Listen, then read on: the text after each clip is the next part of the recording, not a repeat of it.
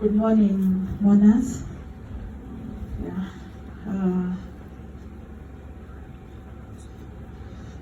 All protocols observed.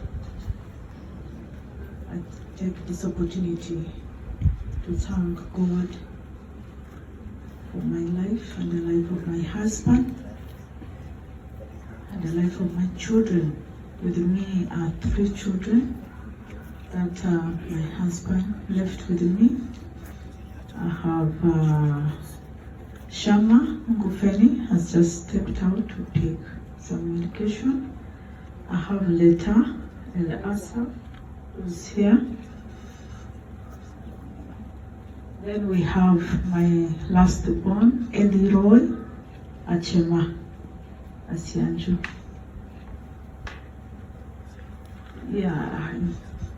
I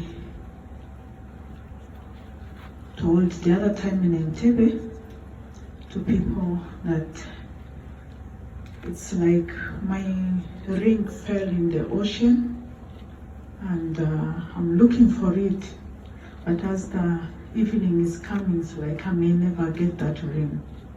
And when I came yesterday and I saw the body of my husband, I knew I'll never get that ring again. I want to thank God for giving me 21 years with my husband. It was on Wednesday when my husband arrived. Thursday, arrived Wednesday. Abrupt, he just told me, I'm coming tomorrow. I said, what are you coming for? He said, I'm coming to attend a meeting in UCU. The dean has delegated me and a team to come to the UCU, and it's our anniversary on 25th. Let me pass home. And I arrived. I saw him on a border. I thought he was driving himself, and found me going to pick the children. I waved and went to pick the kids. When I came back, he took me out for dinner and told me happy anniversary, and told me the best thing God has ever done in his life is give me to him as a wife. As usual, we used to go out for dinner. This one was different. I ordered. He said, no, we're ordering on one plate. And we had all the meal put on one plate. We ate. And told the waitress to come and take our photo. We took our photo. And that was it. And kept repeating the word, the best thing God has ever given me is you. I wasn't perceiving anything. And I told him, we can go now. We went. Because the kids wanted to come along, and he said, no, I just want time with my wife. So we said, let's go back to the kids and celebrate something. We took for them a takeaway. And that was it. I didn't know I was communicating something. In the morning, he called one of the kids who had woken up early and said, do you know I love you? That was Leta. Leta said, yes. He said, go and tell Shama and Elroy, I love them too. Are they sleeping? He said, yes. So she was preparing to go to Mukono and held my hand and didn't want to leave my hand, and I told him, let me go and take the children to school. So I pulled off. And that was the last time I saw my husband. On Friday, I had an overnight prayer in my home. I don't know why. The first one I turned it off. This time I said, let me have an overnight in my home. We had prayer at my home. A very house was filled up. And people prayed, people danced. There was a really abnormal worship that everybody was like, they have never felt like this. I didn't know we were celebrating his life to go. And when the overnight was over, I told the people I need to sleep because I have a meeting in Okuvu to hand over, as I've been a coordinator for family ministry for all the churches in diaspora out of Arua, West Line. That is coordinating Mothers Union, Fathers Union, Christian women and youth. So I said I need to be to that meeting. So I went to sleep. I started hearing phone calls. I said I should not disturb my sleep. I need to sleep proper so that I'm sober at that meeting. And I saw the Mothers Union president for Entebbe come in and told me, get up and refresh. I said, what do you mean? I have Shama here. This is my firstborn, Mugufeni. Yeah, so it wasn't, I said, what is it? He said, no, you have visitors. Just freshen up. I said, okay, let me brush and quickly freshen up. I freshened up, I came out. Then he said, are you okay? And I said, what is it? He said, no, you have visitors. Then the room opened. The best man came in. When I saw the best man, I saw Uncle Wilson here with the wife had passed a message to him. He had to come and face the giant. So he didn't know how to face me. He had to coordinate with Tamali Erima to see who to get in Entebbe, and they got him with the Mothers Union president. So when I saw him, I said, what is it? He said, sit down. I said, tell me what has happened to my husband, because I immediately knew something has happened to him because we had certain encounters. So he knelt down and told me he has gone to be with the Lord. That was where I began my journey. Previously, the children started telling me 2 weeks ago, Mommy, we dreamed Dad is dead. And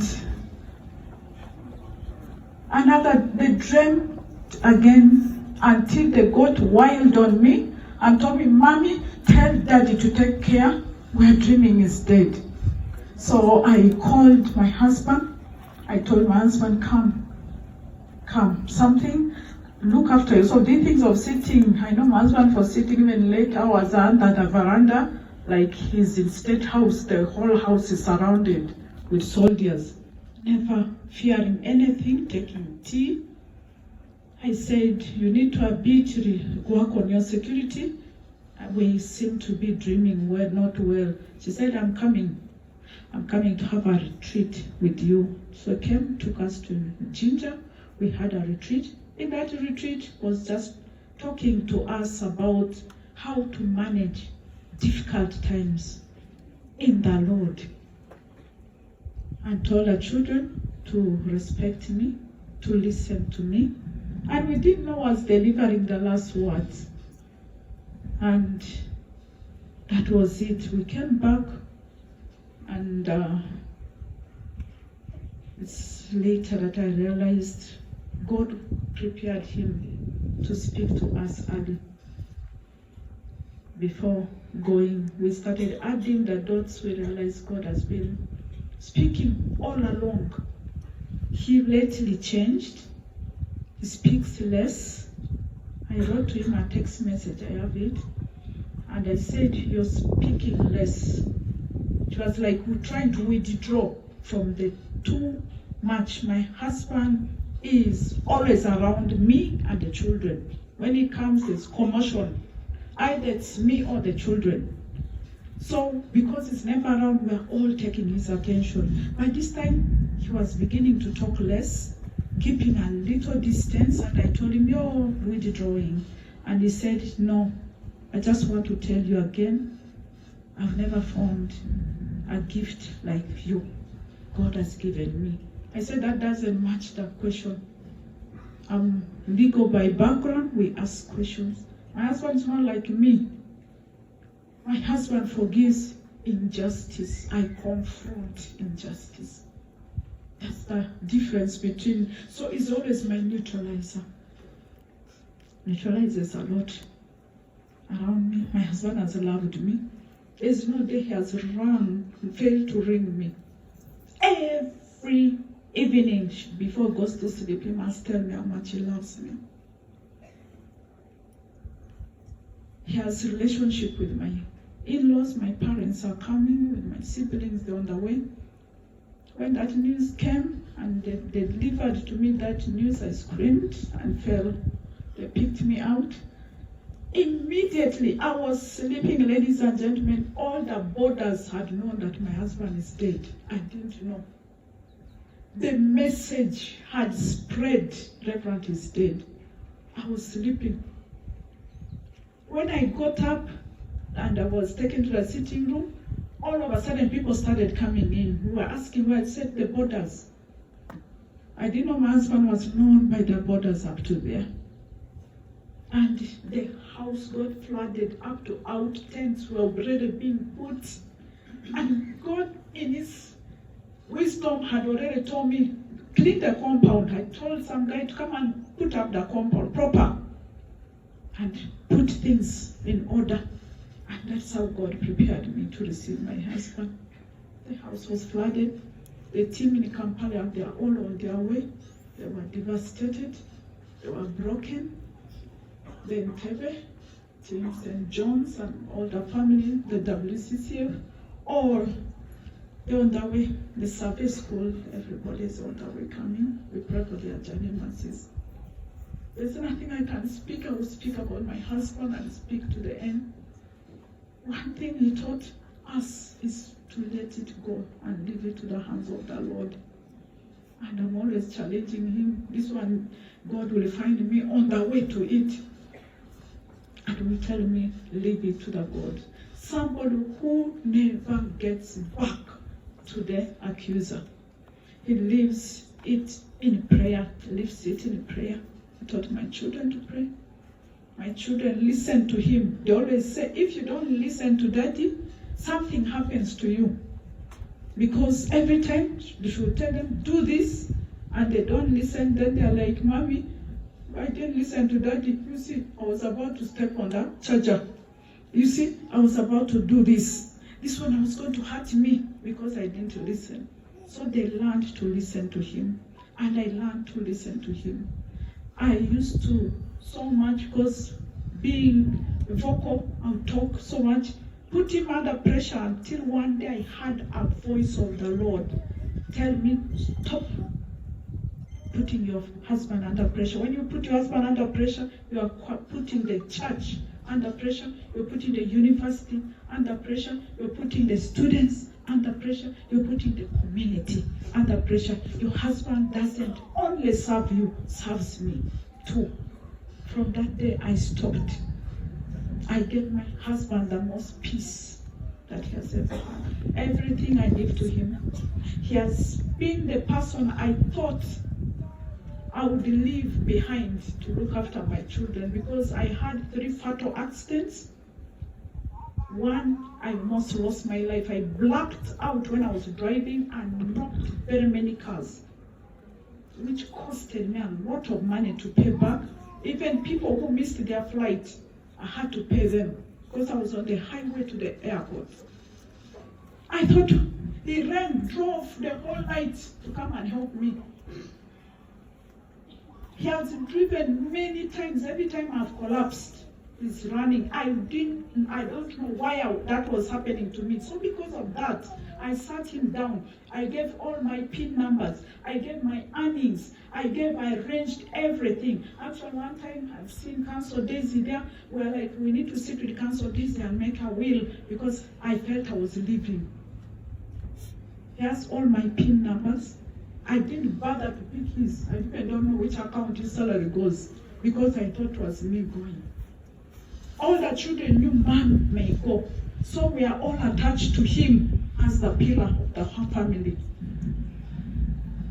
Just to get this news caught me out of order. I'm trying to be in order. Trying to be in order. And may God help all of us. The University, I want to thank you, all the alumni, the way I formed this them in the gate waiting for the body, I found the alumni lining up. We had just cancelled one alumni who was wedded by the Archbishop, and that gentleman, Jonathan, couldn't handle it anymore. When we were leaving to come to Kampala, they lined up. And I arrive at the gate, I find them lining up for his body and the rest of the others. Ladies and gentlemen, I'll talk about my husband, but he's a loving man. I've never had love in my life like that. Loved by the people, loved by me. I knew he was not a man for me only, was for the community, for the church. I let him be. That is why I'm never around to keep the home there. Yeah. That is all I can have. I just want to thank everybody. I want to thank the bishop for loving him. I'm either hearing, I've gone to pray with the bishop, or I'm with the dean, or I'm with the students. When he reaches Entebbe, immediately you're going to preach in all the services in St. John's. He's never had time just to be idle. If he's idle, he's in the house with us. Very busy. Ladies and gentlemen, I've lost a husband. I've lost a friend. We sit with him. We laugh. He's always telling me, he calls me Chichi. We don't know where that name came from. We met in a Germany at workplace. And would just lie his head on my lap to relax. He taught me to love, to forgive, to never put everything that it must face justice, leave the Lord to be the avenger. He had necessarily a lot of pressure here and there, but he has gone. I never meet him again. I'm coming to terms with it. Every time I look at my ring, I was telling my cousin, I have my relatives around, the others around. I grew within Arua from P1 to P7 in Arua demonstration. And I slept with my cousin sister. I woke up, I said, you know why I slept? Because I thought I was sleeping next to my husband. And laughed and said, you were sleeping with something else. You know, it is me, not my husband. Yeah. I take this time to thank all of you for coming to join me this morning moment. I thank my matron and the best man. I thank the Rima family. This is the family in Entebbe that always comes to pray with me. There's something which is been the atmosphere has never been well around me concerning my husband, so they always come to pray for my home. That's why that overnight was organized, to pray for my home. Because my husband had never fallen sick. We saw my husband fall sick in May. In 21 years, had surgery.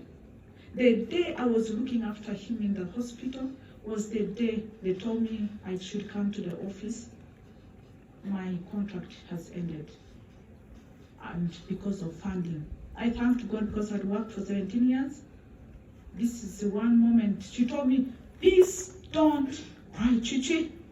Don't cry over it, because you've worked. God gave us 17 years, the highest. I was the oldest staff there. So why am I crying?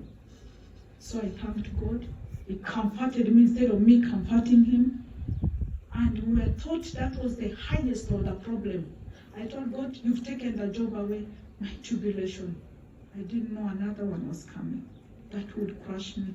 They have taken from me the most painful, the most treasured thing in my life, and the pain remains with me and my children. My children honor their dad. They honor their dad.